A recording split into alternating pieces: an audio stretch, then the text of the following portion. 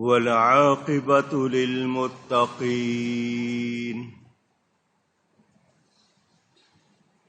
والصلاة والسلام على رسوله سيد المرسلين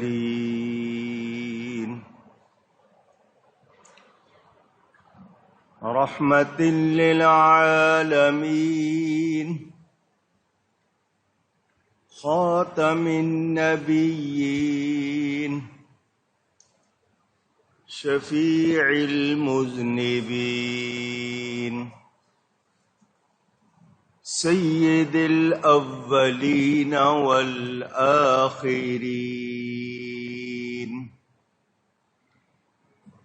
سيدنا ومولانا محمد رسول رب العالمين وعلى آله وصحبه أجمعين. أما بعد فأعوذ بالله من الشيطان الرجيم. بسم الله الرحمن الرحيم. وقالت امرأة فرعون قرة عين لي ولك لا تقتلوه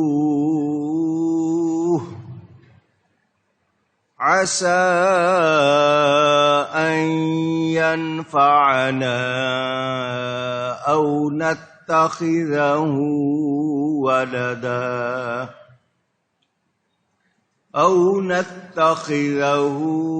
ولدا وهم لا يشعرون. صدق اللہ العلی العظیم. محبت کے ساتھ ایک مرتبہ دروشی پڑھ لیجئے. اللہم صلی علی سیدنا و مولانا محمد معدن الجود والکرم وآلہ وصحبہ وبارک وسلم. الصلاة والسلام عليك يا رسول الله. الصلاة والسلام عليك يا حبيب الله. الصلاة والسلام عليك يا رحمة للعالمين وعلى آلك وأصحابك يا شفيع المذنبين.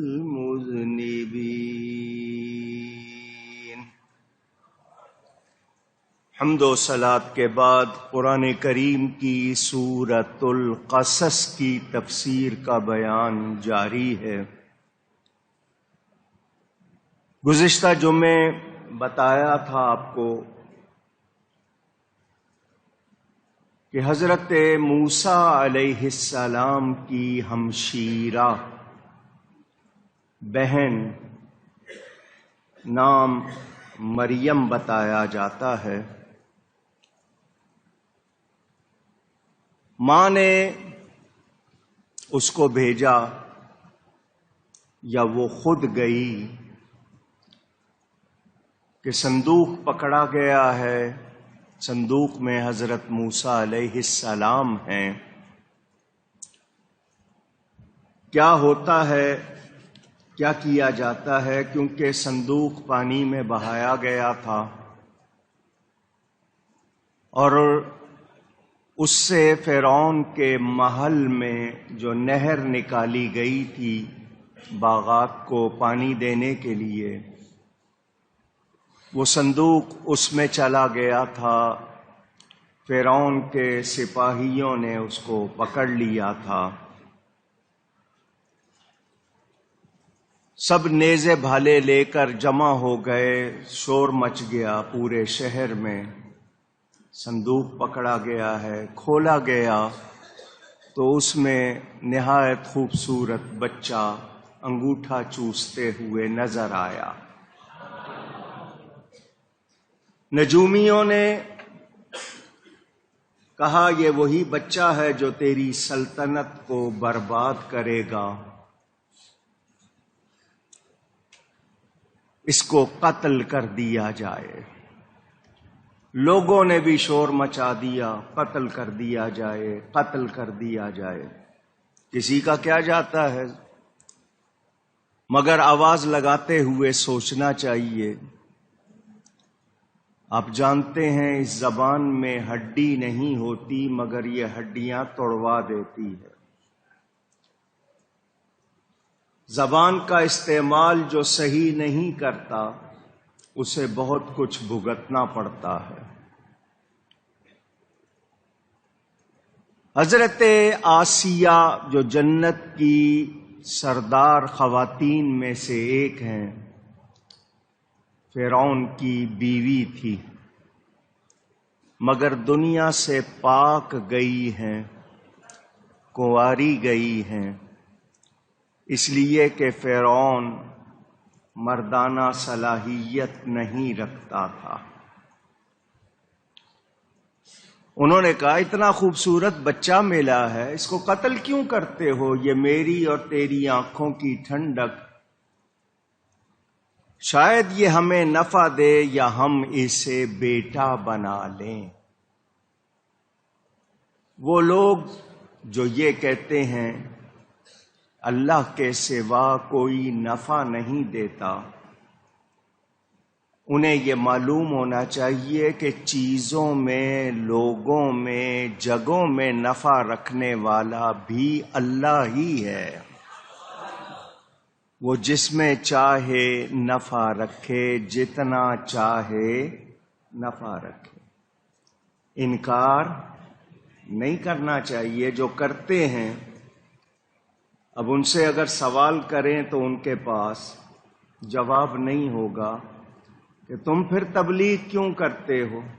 کہیں گے لوگوں کو نفع پہنچانے کے لیے۔ تو تمہارا عقیدہ ہے اللہ کے سوا کوئی نفع نہیں دیتا، تو پھر تم کیا کر رہے ہو؟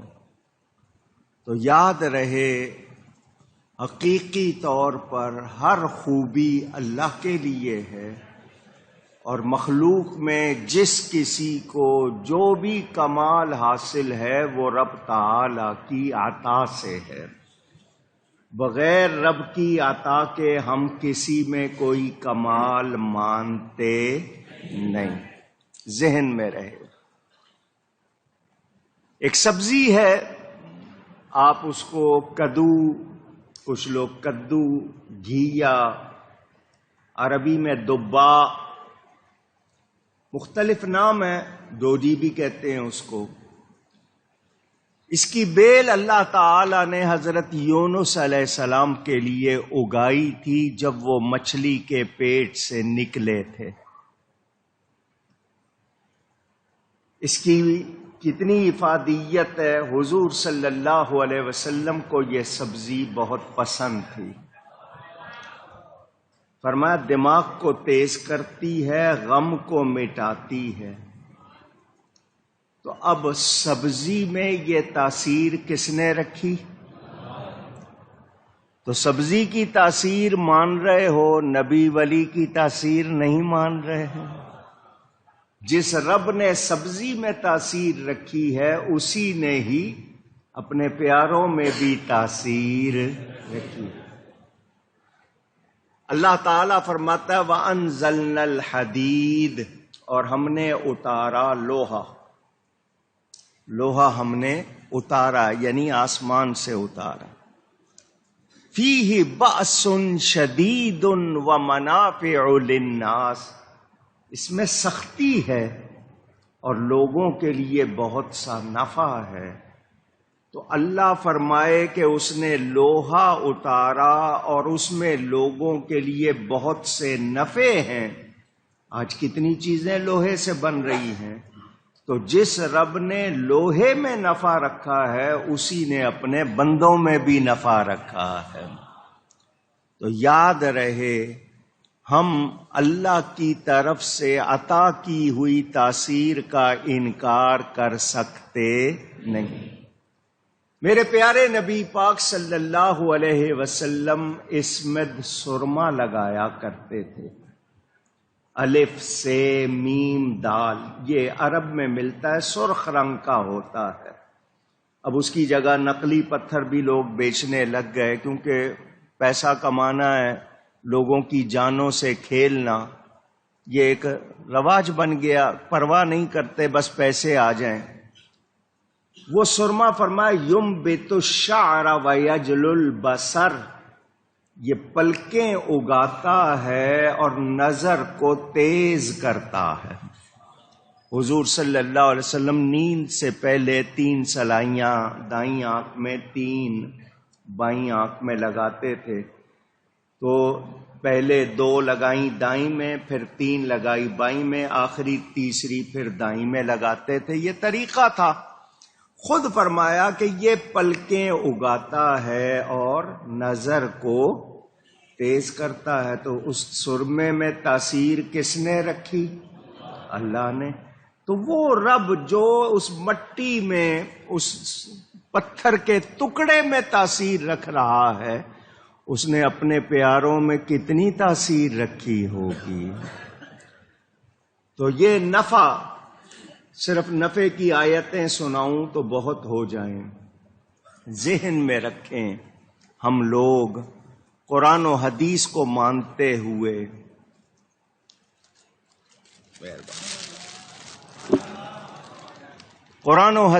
مانتے ہوئے یہ عقیدہ، یہ موقف رکھتے ہیں کہ اللہ تعالی جس میں چاہے جو چاہے تاثیر رکھ دے۔ اللہ تعالی ہم سب کو مکہ مکرمہ لے جائے۔ کعبے کی ایک دیوار ہے جس کو مستجاب کہتے ہیں، رکن یمانی سے لے کر حجر اسود تک۔ رکن یمانی یہ وہ سیدھے ہاتھ کا کنارہ کعبے کا جس پر پہلے حجر اسود لگا ہوا تھا، پھر دوسری جگہ لگ گیا۔ فرمایا اس کو ہاتھ پھیرنے اور چومنے سے گناہ جھڑتے ہیں۔ اس حصے میں آپ چھوٹی سی بھی دعا کریں تو کتنے فرشتے ہیں جو آپ کی دعا پر آمین کہتے ہیں۔ اور دعا کرنے والے کوئی مائک لگا کر تو نہیں کہتے، کوئی دل میں کہہ رہا ہے، کسی کے ہونٹ زیادہ ہل رہے ہیں، کسی کے نہیں ہل رہے۔ فرشتے سن رہے ہیں یا نہیں؟ ان کو سننے کی طاقت کس نے دی ہے؟ اللہ نے۔ تو جو رب فرشتوں کو طاقت دیتا ہے وہی نبیوں ولیوں کو بھی دیتا ہے، وہ بھی ہماری دل کی پکار سنتے، اونچی کہیے، سنتے ہیں۔ تو جو آج سائنس کے کمالات مان رہے ہیں، ایک سیٹلائٹ مواصلاتی سیارہ فضا میں چھوڑ دیا جاتا ہے، اس کی ایک رینج ہے، حد ہے، اس میں وہ سب کچھ دیکھ بھی لیتا ہے، سن بھی لیتا ہے۔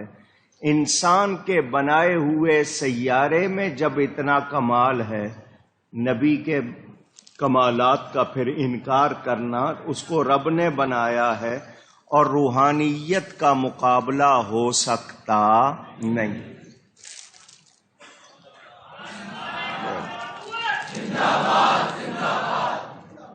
تو یاد رہے، قرآن سے پتا چلا، حضرت آسیہ کہہ رہی ہیں یہ ہمیں نفع دے گا، تو پتا چلا بندے بھی نفع دیتے ہیں، ان کو نفع بخش بنانے والا اللہ تعالی ہے۔ اور ہمیں کہا گیا، حدیث شریف ہے، خیر الناس من ينفع الناس، لوگوں میں اچھے کون ہیں؟ جن سے لوگوں کو نفع پہنچے۔ تو بندے بھی نفع دیتے ہیں۔ تو جو کہتے ہیں نہیں جی کوئی نفع نہیں دیتا، اچھا کچھ لوگ کہتے ہیں ٹھیک ہے جی زندہ ہیں تو نفع دیتے ہیں۔ جب وفات پا جاتے ہیں تو پھر نفع ختم ہو جاتا ہے، پھر نفع نہیں رہتا۔ اس حوالے سے بھی آپ کو کئی مرتبہ سنا چکا ہوں کہ موت فنا ہونے کا نام نہیں ہے۔ بندہ ایک جہان سے دوسرے جہان میں جاتا ہے تو اس کا مطلب فنا ہونا نہیں ہے۔ اور اللہ والے مرتے نہیں۔ اگر نفع نہیں ہوتا تو 50 نمازیں فرض ہوئی تھیں، 45 کیسے معاف ہو گئی؟ میں بہت سی دلیلیں نہیں دہرا رہا، صرف اتنا بتا رہا ہوں۔ حضرت موسیٰ علیہ السلام ہمارے نبی پاک صلی اللہ علیہ وآلہ وسلم سے تقریباً 2000 سال پہلے وفات پا گئے۔ وفات پائے ہوئے نبی نے چھٹے آسمان پر پہنچ کر نفع دیا یا نہیں دیا؟ اگر وہ 45 معاف نہ کرواتے، بار بار نبی پاک کو نہ بھیجتے اور 50 فرض ہو جاتی، کیا حال ہوتا؟ تو اللہ کے پیارے مرتے نہیں۔ تو جو لوگ یہ کہتے ہیں کہ نہیں جی صرف زندگی ہے، تو زندگی تمہاری سمجھ میں آئی کہاں ہے؟ اچھا سوچئے، یہ جو زندگی ہے جس کو آپ زندگی کہتے ہیں، اس کا انجام کیا ہے؟ موت۔ اس کا انجام کیا ہے؟ موت۔ موت کے بعد جو زندگی ہے اس میں تو موت ہے نہیں۔ اس کو زندگی کہتے ہو جس کا انجام موت، اور جس میں موت نہیں ہے اس کو زندگی نہیں کہتے۔ تو یہ کہ سمجھداری کی بات ہے۔ تو یہ جو کہنا کہ نہیں، بلکہ میں نے آپ کو سنایا مخالفوں نے اپنی کتابوں میں لکھا کہ ہم سے وہی فائدہ ہماری قبر سے بھی پہنچے گا جو ہماری حیات میں ہم سے پہنچتا ہے۔ اور ہم جانتے ہیں، ابھی معراج کا ذکر گزرا، اس میں لوگوں نے سنا کہ اللہ کے نبی قبروں میں نماز بھی پڑھتے ہیں۔ حضور نے موسیٰ علیہ السلام کا واقعہ بیان کیا کہ ہمارا گزر ہوا، موسیٰ علیہ السلام کی قبر سے ہم نے دیکھا وہ اپنی قبر میں کھڑے نماز پڑھ رہے تھے۔ تو اللہ والے مرتے نہیں۔ تو اللہ والے نفع دیتے ہیں۔ نفع کا تصور یہ کرنا کہ نہیں کسی سے نہیں ملتا تو پھر کاروبار کیوں کرتے ہو؟ نفع کے لیے ہی کرتے ہو نا، گھاٹے کے لیے تو نہیں کرتے، خسارے کے لیے تو نہیں کرتے۔ تو جو انکار کرتے ہیں وہ ناسمجھ ہیں یا ہٹ دھرم ہیں، یا تو ان کی سمجھ میں بات نہیں آئی اور یا ضدی ہیں، ماننا چاہتے نہیں۔ اللہ تعالی صحیح عقیدوں پر ثابت اور قائم رکھے۔